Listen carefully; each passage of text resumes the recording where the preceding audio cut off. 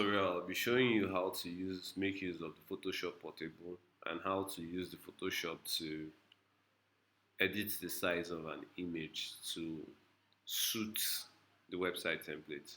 So what you want to do first is to go to the folder Photoshop is located. You right click on it, then you go to photoshop.exe. You right click on it, you click on run as administrator. Fantastic, that's loaded.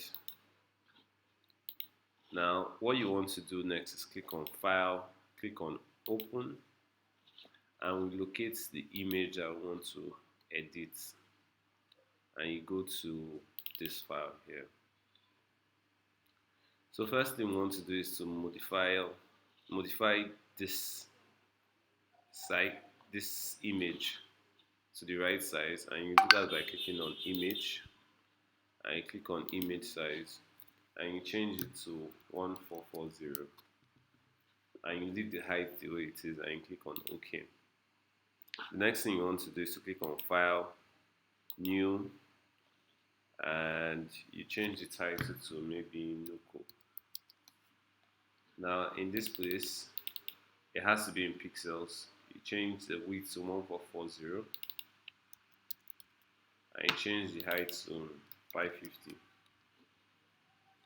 and you click on OK. So it creates a new canvas. So what you want to do is drag this image into that canvas. Now you click on this particular widget on the top. Alright, then what you want to do is drag this image from here over to here and drop it down here. Now you try and resize this to the fit that you want.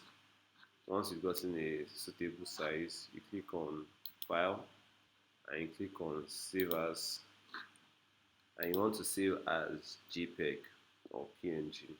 Let's go with JPEG because JPEG is way lighter, and let's save it to our desktop. So nuko.jpg, and in quality you can just select high, so it's not too large, it's just 175 KB. Then click on OK, and then you can close because you are all done.